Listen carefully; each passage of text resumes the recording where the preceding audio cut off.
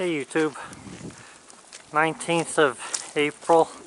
It's not sticking on the driveway, just everywhere else.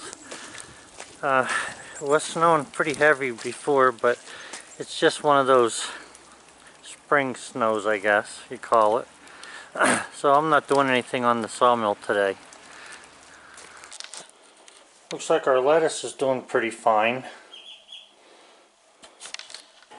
I put a new set of handles. Instead of the wing nuts, I put these T-handles on these things so that I could tighten them onto the bunk better. I think that came out good.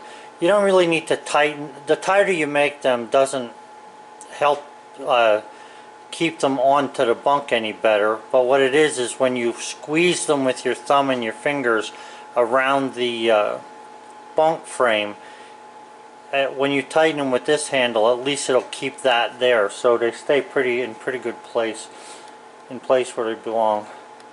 So anyway, not going outside today. A friend of mine brought a barrel over here for the unnameable, and he had some rust on it, so I'm taking the bluing off of it, and then I'm going to re-blue this thing for him. And I have a blade that needs to be sharpened on the wheels already, so I think I'll sharpen that as well. That's about it for today. So I got a nice fire going in the garage. I have Bullseye's laying in his kennel having a nice little nap. It's a little after noon, and I figured it's a good day to sharpen the saw blade. So I do it the same way. I've been doing it from the beginning, except for the filing has changed. I used to file the blade all of the time. I decided to use this thing. It works a lot better and doesn't give me any real grief. It's a lot faster.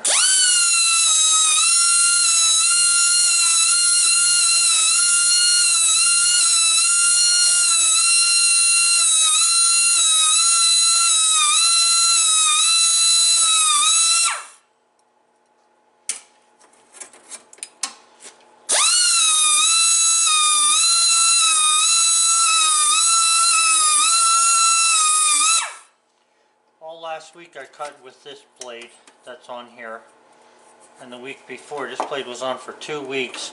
Now granted, I haven't been doing a lot of production cutting. For one thing, the weather's been crappy, and for the other, I've been going out cutting some trees down, which I need to do again before it gets too warm out, but at the moment I'm not really needing to worry about that problem.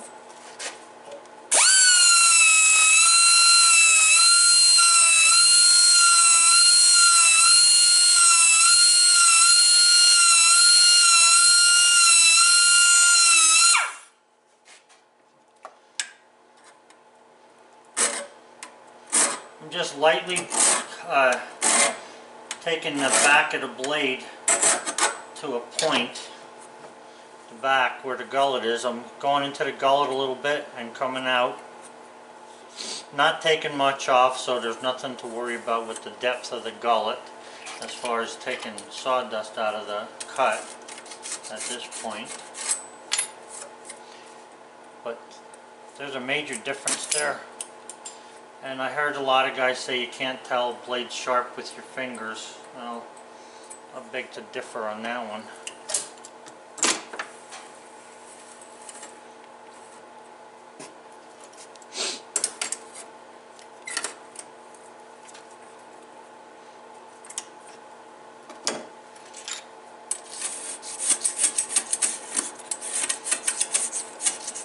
You just follow the same thing. I figure like this: once you find something that works, why do you want to change it? And I don't believe in replacing human beings with machines all of the time. All you do is take the work off of somebody. It doesn't make anything any better, actually. Maybe more precise, but If it cuts, it cuts. I don't have to worry about how perfectly it cuts. Let's see here.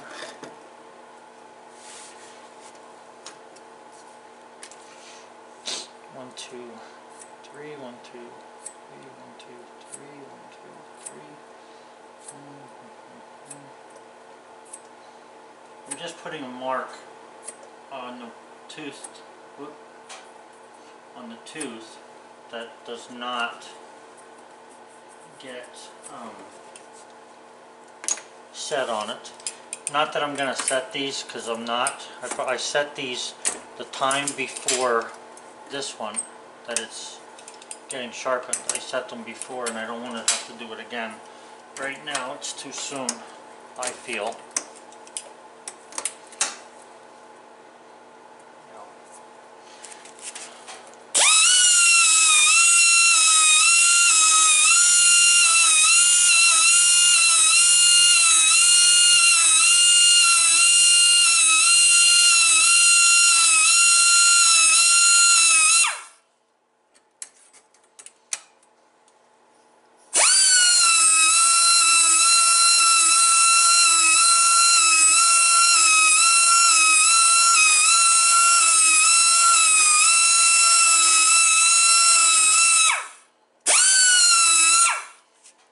Tell by looking at the tooth.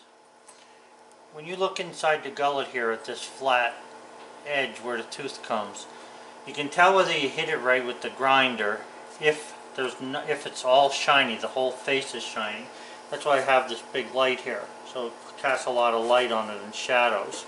So if it's all shiny, then you know you did good. If you got a little sawdust on the bottom or the top or some sap or whatever, then you have to redo it. That's why you see me doing them twice. Like this tooth here, for instance, on the bottom, there's a little bit of dust that's, you know, on the tooth yet. So that means that I angled it this way to cut it, and I want it straight. So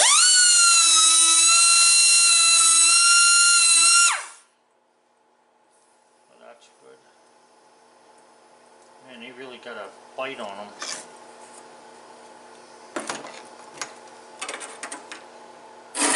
And then when I put this file on there, I'm filing down. Now you can actually see how I do it when I'm not using one hand to hold the camera.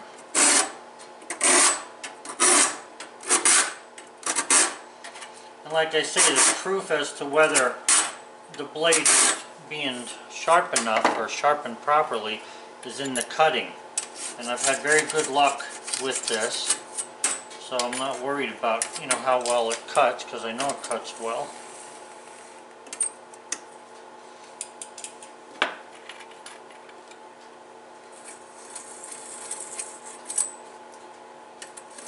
Bullseye's usually out here by me when I'm doing this. I don't know. He's laying in his kennel. I think this weather is getting to him. Because when he goes outside, he tries to walk in such a way that he doesn't get wet. Like his paws don't get wet. And he's a bird dog.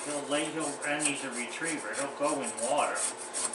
It's just, I guess he's not liking it anymore for some reason.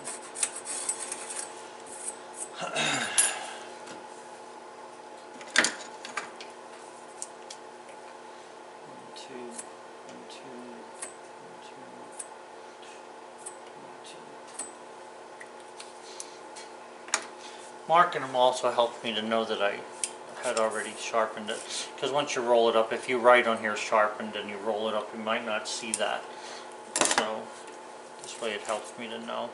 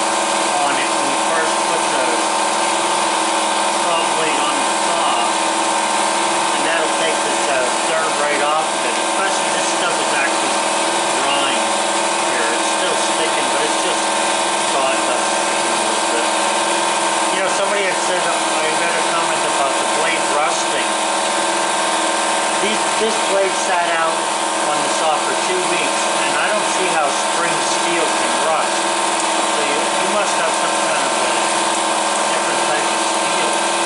The blade is rusty. Now, you can get what looks like rust if the sap sticks to it, or if you get some oak juice on there, it looks like rust, but it's really not rust.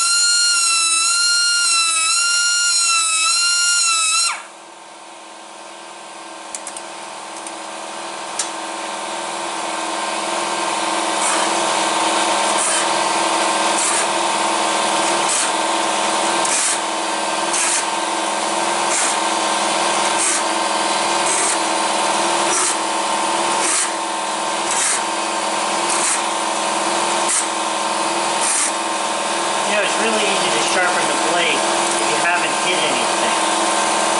In the beginning, a couple of times when I first got the saw, before I got used to the saw, I had hit the dogs a couple of times. Whether you're distracted or not doesn't matter. It's the fact that you hit the dog, you hit it.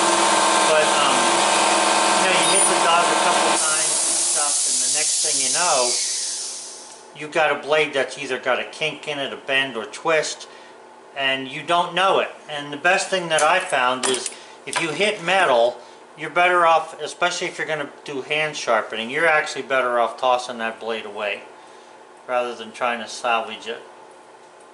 I mean, when you think about it, the blades, the price of a blade is really reasonable. 20 bucks, 22 bucks. Now, yes, some of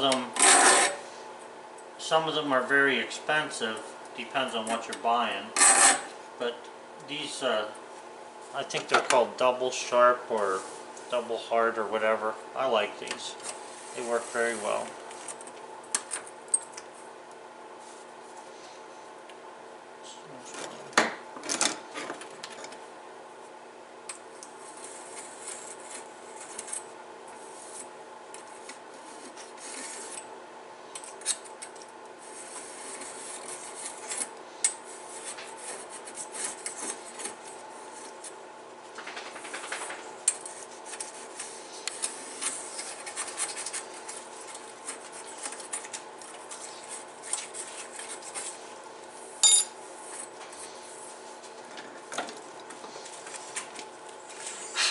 Oh, did you decide to join the living, huh? Did you decide to join the living, boy, did you?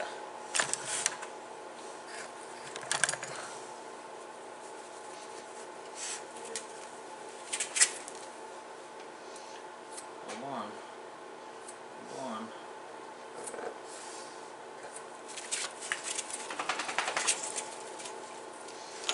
Come on over here.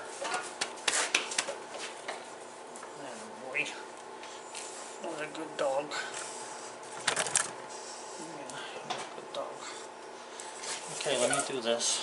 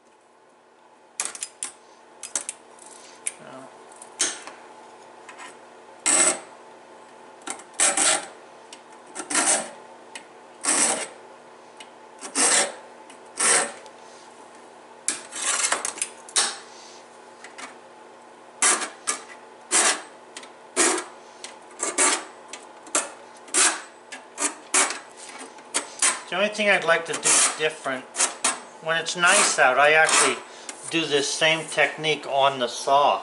I like filing on the saw, because then you're not taking it off. I can sit out there, it's usually nice and quiet, the birds are chirping. I like to do it in the afternoon when right before the sun goes down. Just, I don't know, it's a very relaxing thing to do.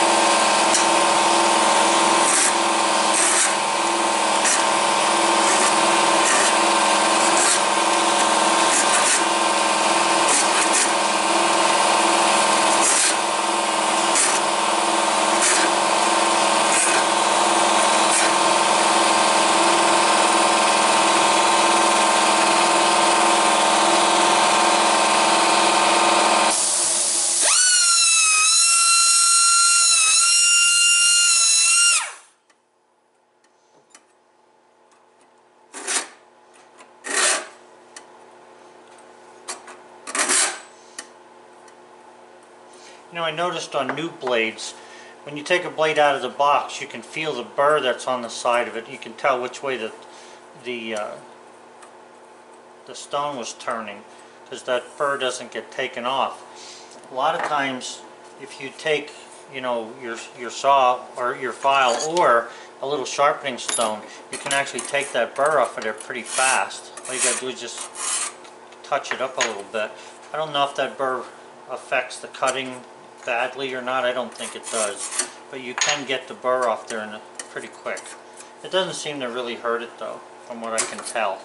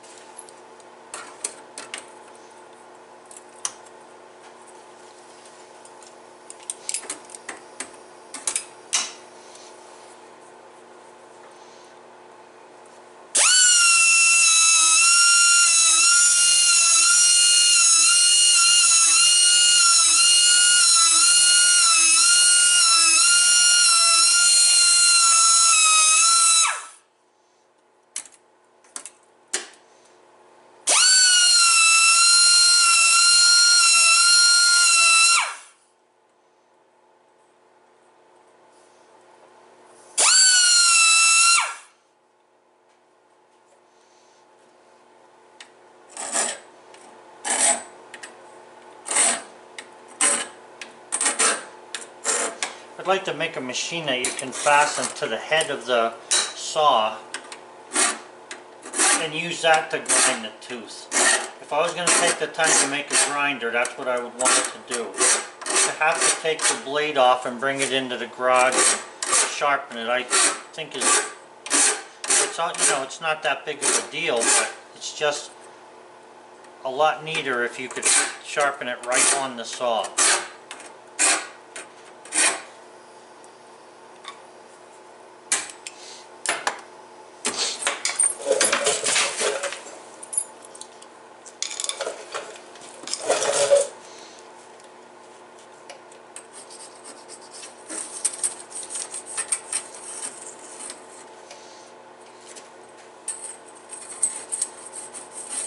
Now, this is the first time I've ever recorded sharpening the whole blade. You can see my mark there, we're all the way around, so it's actually the first time I've ever timed myself actually too, so we'll know exactly what it takes now to the time it takes to sharpen the blade.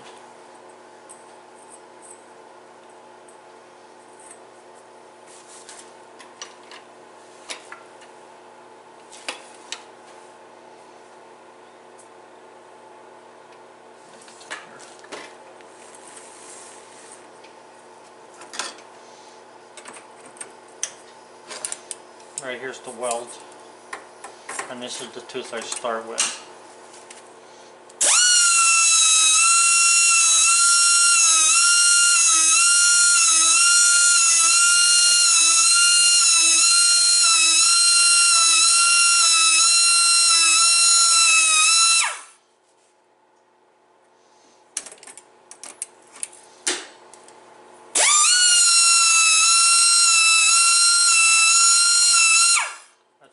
Started, so I'm not going to go there again.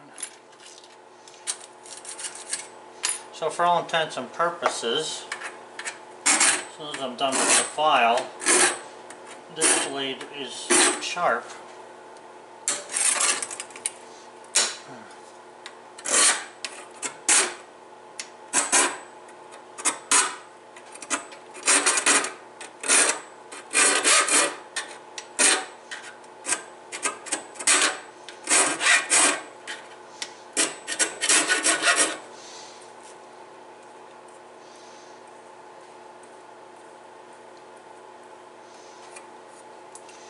Okay, and that's the only one I have to sharpen. The rest of them are still sharp. So that's it. Oh boy, what do you think? Huh? Everybody's wondering where you were. Yeah, They're wondering where you were. Alright.